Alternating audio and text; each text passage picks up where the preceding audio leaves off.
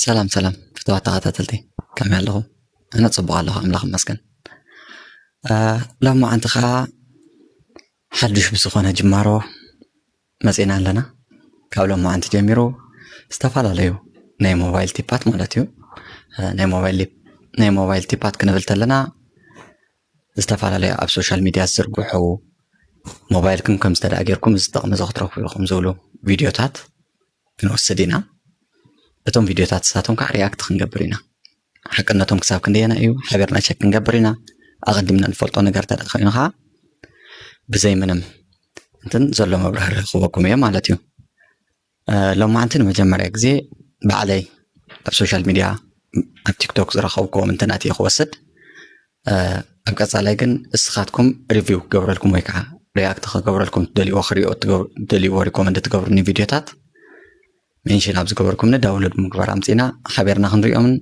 رياكت خنقبر لهم هنا استفعل عليه السكين ويكع كوميدي تاتون كنوصدن خبرنا زنا خنبلنا تاولهم جمرنا إذا فيديو لايك سبسكرايب نديهم شير بمقبر جمروا نعمل لهم عند فيديو تاتكناتو سنة سنحت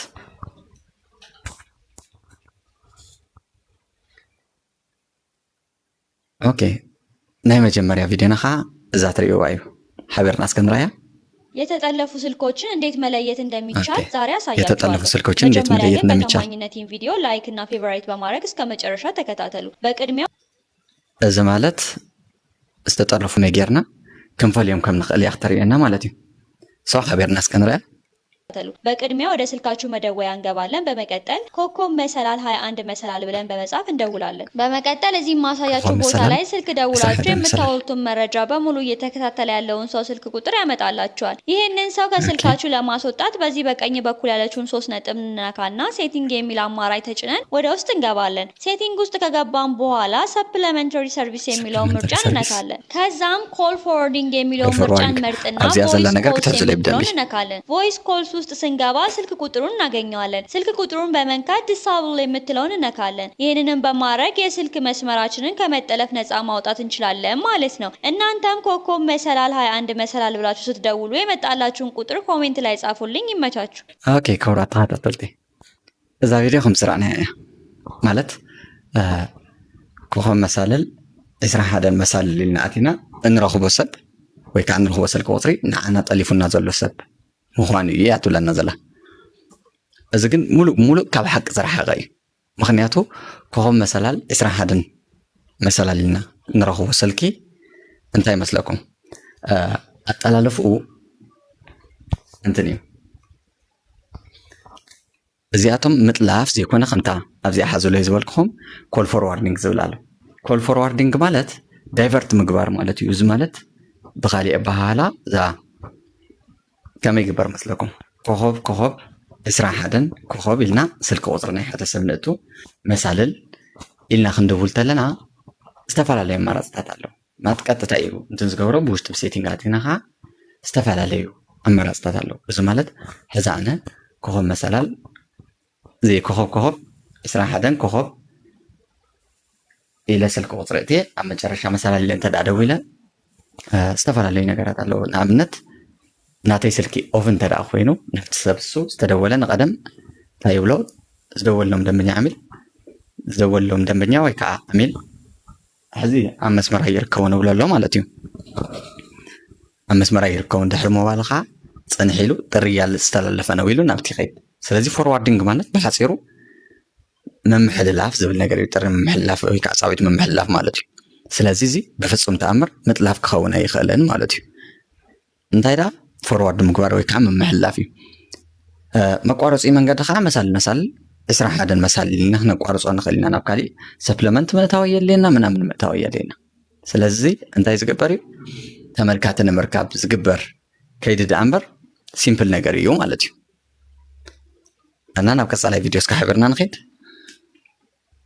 أوكي بحسر واقع جيبي مركب على تيو نا إنترنت በ5 ብር ወራዊ 1 ጂቢ፣ በ10 ብር ደግሞ 2 ጂቢ እንዲሁም በ15 ብር 4 ጂቢ ሞልታችሁ መጠቀም ትችላላችሁ። ብዙ ሰዎች ተደብቀው እየተጠቀሙበት ነው። እናንተም ደግሞ አሁን እንዴት መጠቀም እንደምትችሉ አሳያችኋለሁ። ቪዲዮ ላይ አካውንቱን ደግሞ ፎሎ በማድረግ ጀምሩ። በቅድሚያ ማውረድ ያለባችሁ አፕሊኬሽን ስላለ ወደ ስልካችሁ ፕሌይ ስቶር በመሄድ እዚህ ሰርች ማድረጊያው ጋር ኮናርክ ፕላስ ብላችሁ ሰርች ታደርጋላችሁ። ልክ እዚህ ጋር እንደማሳያችሁ ማለት ነው። ከዛ ልክ እንደዚህ ሲመጣላችሁ ኢንስታል ኦፕን አድርጋችሁ ትከፍታላችሁ። በመቀጠልም ሰርች ማድረጊያው ሄዳችሁ P12 ብላችሁ ሰርች ታደርጋላችሁ። ከዛ ልክ እንደዚህ ሲመጣላችሁ እሱን ነክታችሁ በመክፈት ወደ ታች ስክሮል አድርጋችሁ እዚህ ጋር ጌት ነው የምትለውን ስታገኟት እሷን ነክታችሁ መጠቀም ትችላላችሁ። አጠቃቀሙን እንዳሳያችሁ ከፈለጋችሁ እዛ ቪዲዮ እዚህ አትብለና ዘለኻ ሁሉኝ አመሰግናለሁ።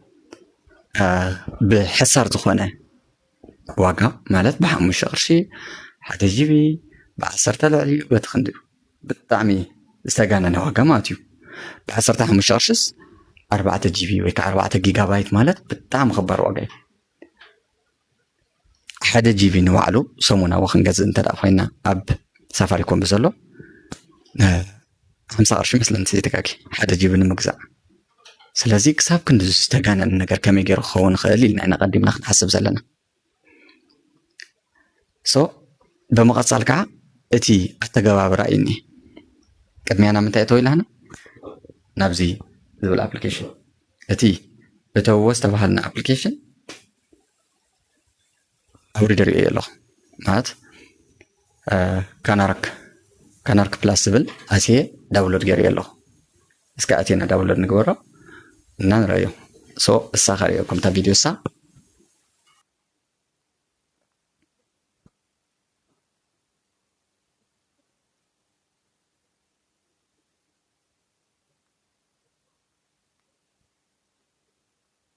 ኦኬ ሕዚ ከም ትረኣኹሞ ኣብቲ ካናርክ ፕላስ ዝብል ናታቶም ኣፕሊኬሽን ዳውንሎድ ገይረ ካብ ፕሌይ ስቶር ብድሕሪኡ ከዓ P12 ብዝብል ኣትየ እንትን ገይረዮ ሰርች ገይረ በቲ ዝበለህና መንገዲ ተኸቲለ ማለት እዩ።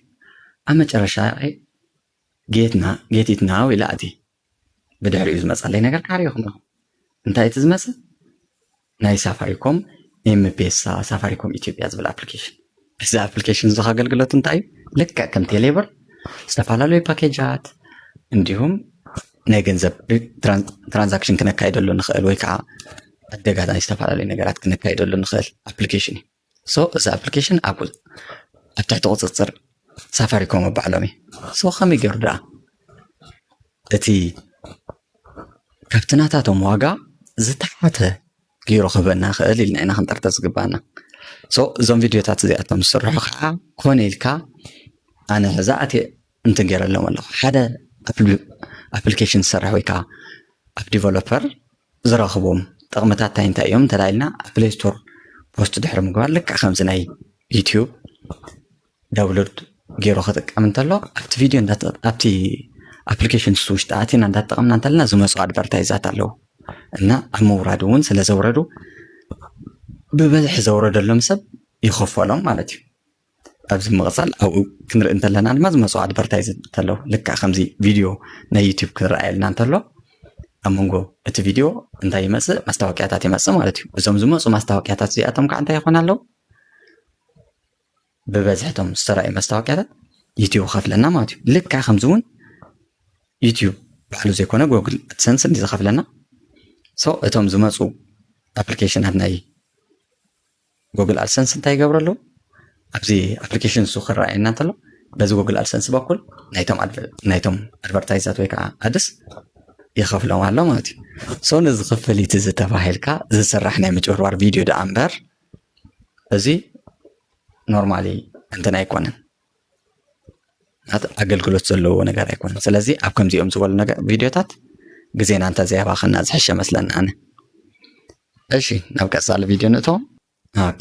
እዚ ከዓ እዛ ኣብ ስልክና ላዕሊ እትመፅእ ዘላ ቆፃል ምልክት እንተዳ ሪአና ስልክና ተጠሊፉ ኣሎ ማለት እዩ ወይ ከዓ ኣብ ሓደጋ ኣለና ማለት እዩ ይብለና ኣሎ።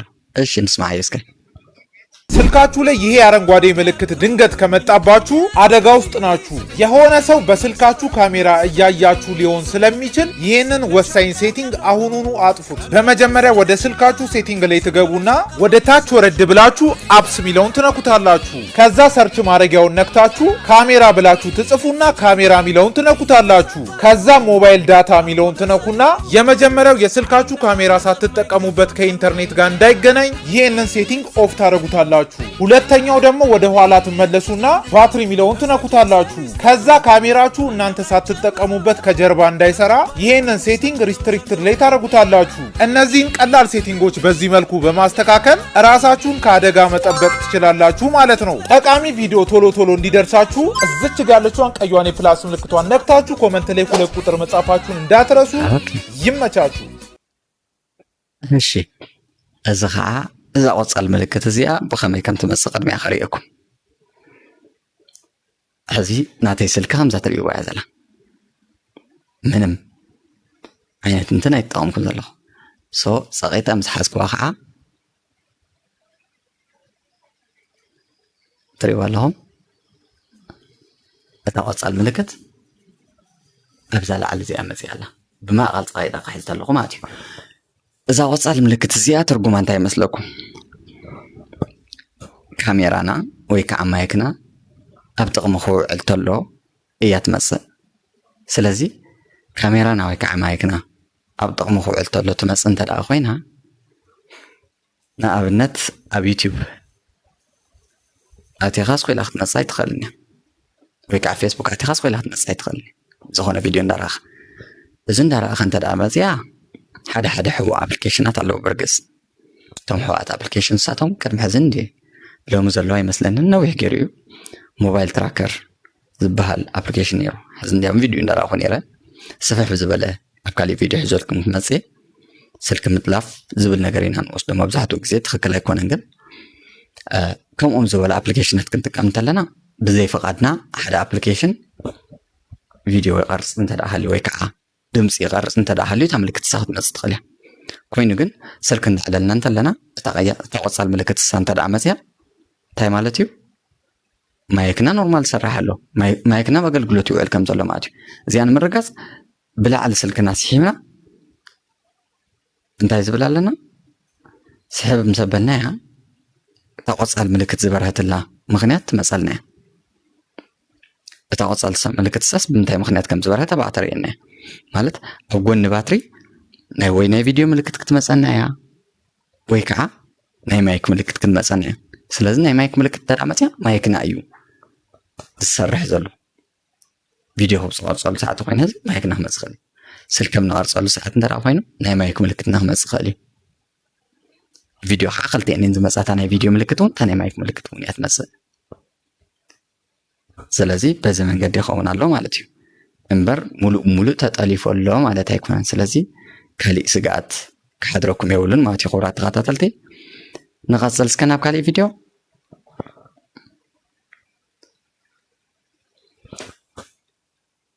እዚኣ እውን ልክዕ ከምታ ናይ ዝሓለፈት እታ ናይ መጀመርያ ዝረኣናያ ስልኪ ኣጠላልፋ ብትብል ፌክ ሀሳብ ያመጽያ ዘላ ዚያው አሁን የማሳያችሁ ኮድ ብቻ መጠቀም በቀላሉ የምትፈልጉትን ሰው ስልክ መጥለፍና መቆጣጠር ትችላላችሁ ማለት ነው። ይሄንን ቪዲዮ የምትመለከቱ ሰዎች ግን ይሄንን ኮድ ለመልካም ነገር ብቻ እንድትጠቀሙበት አሳስባችኋለሁ። በዚህ ኮድ ተጠቅማችሁ የምትፈልጉትን ሰው ስልክ ከጠለፋችሁ በኋላ ለዛ ሰው የሚደውልለትን ያናኑ ስልክ መቆጣጠር ትችላላችሁ። እንዲሁም ደግሞ ይገቡለትን ሜሴጆችም ማየት ትችላላችሁ ማለት ነው። እንዴት አድርጋችሁ መጥለፍ እንደምትችሉ አሁን አሳያችኋለሁ። በቅድሚያ መጥለፍ ወደምትፈልጉበት ስልክ ትገቡና ኮከብ 21 ኮከብ ብላችሁ የናንተ ስልክ አስገብታችሁ መስላል ብላችሁ ትደውላላችሁ። ከዛ መቀጠል እንግዲህ ልክ እንደዚህ ኮል ፎርዋርዲንግ ይልና በቀጥታ መጥለፍ ትችላላችሁ ማለት ነው። ከዚህ በኋላ ለዛ ሰው የሚደወልለት ስልክ ቀጥታ እናንተ ጋር ይገባላችኋል። እንዲሁም የሚገቡለት ቴክስቶች ያናሉ ነገሮች እናንተ ጋር ይገቡላችኋል ማየት ትችላላችሁ ማለት ነው። ይሄን የጠልፋችሁን ደግሞ ማቋረጥ ከፈለጋችሁ እንዴት ማቋረጥ እንደምትችሉ ቀጣይ ቪዲዮ እንድሰራላችሁ ከፈለጋችሁ ኮሜንት ላይ ፓርት ብላችሁ ጻፉልኝ። ለተጨማሪ ፎሎ ማድረግ እንዳትረሱ። እዚ አሁን ልክ ከምታና አንተ ያትኸውን ዘላ ቅድሚያ እስቲ ናብዚያ ተንተና ቀድመታውና ላይክ ዘይገበርኩም ዛናይ ላይክ ምልክት ንኸዋ ሰብስክራይብ ዘይገበርኩም ውን ሰብስክራይብ ግበሩ ናብ ካልኦት ማሕዝቱማ ቢያንስ ናብ 10 ሰብ ሼር ግበሩለይ እዚ ልክ ከምቲ ናይ አንተ ኮል ፎርዋርዲንግ ስልክ ምሕልላፍ ንጠልፍ ኣለና ማለት ኣይኮነን። ሕዚ እንዲያም ከም ዝትሪእዎ ስራሕ ቦታና ሞባይል ኤሌክትሮኒክስ ኢና ብዙሓት ደንበኛታት ናብዚ መጹን እዮም ዝመጹሉ ምክንያት ከዓ እንታይ ይመስለኩም ስልከይ ተጠሊፉ ብሎ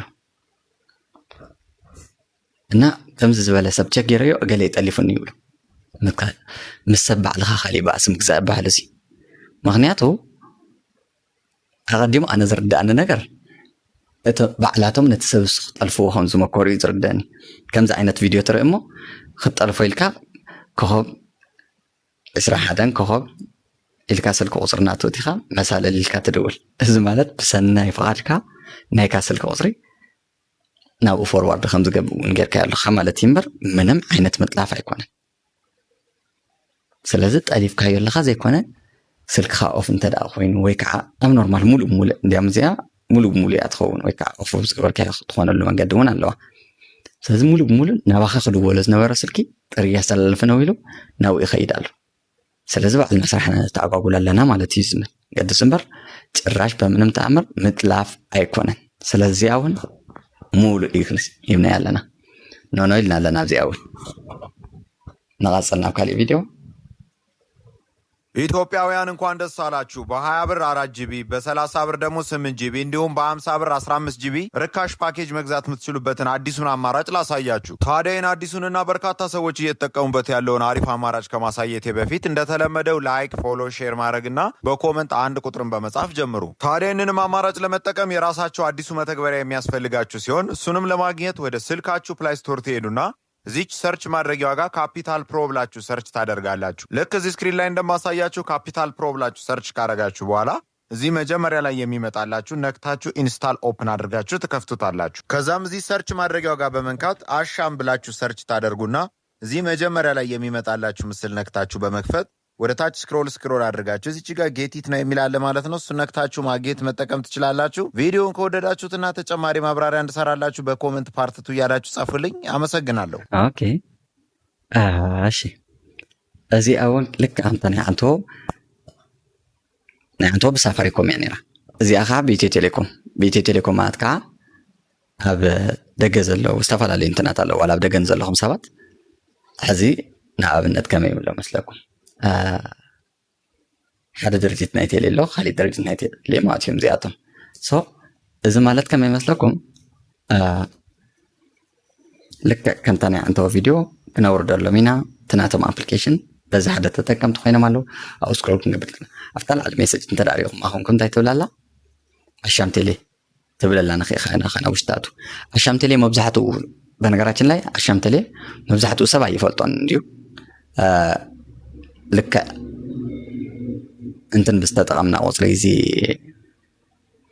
ፓኬጃት ብዝገዛእና ቁፅሪ ዝወሃቡና ነጥብታት ኣለው እቶም ነጥብታት እሳቶም ብበዝሒ ዝመላእናዮ ካርዲ ወይ ከዓ ብበዝሒ ዝተጠቐምናዮም ፓኬጃት እዮም እንዳወሰኹ ይኸዱ እሞ ብኣቶም ኣቢልና ንገዝእ ንዓና ማለት እዩ ነጥቢ ሕዚ ከመይ ይመስለኩም ብኣርባዕተ ነጥቢ ናይ ኣሻም ቴሌስ ሓንቲ ቅርሺ መስለን እንተዘይተጋጊ ካርዲ ክንገዝእ ንኽእል ማለት እዩ ብኢትዮ ቴሌኮም እዚኣ ኣሻም ቴሌ ብፍጹም ጭራሽ ከምቲ ዝረኣኹሞ ብ50 ቅርሺ 15 ጂቢ ብ20 ቅርሺ ምናምን ጂቢ ብ30 ቅርሺ 7 ነጥቢ ገለ እዚ ጭራሽ ካብ ሓቂ ዝረሓቐ ሓሶት እዩ ማለት እዩ ጭራሽ ዘመሳሰል የለን ምክንያቱ ኣብ ግምት ክትእትዎ ዝግባእ ስለምንታይ ከምኡ ገይሩ ቴሌ ንዓና ክበልና ክእል በቲ ሓደ መንገዲ ተጠቒምና ኣለና በቲ ሓደ ተጠቀምቲ እንዳሃለና ስለምንታይ ድዩ ክንዶ ዝበና እዚ ክኸውን ዝኽእል ነገር ኣይኮነን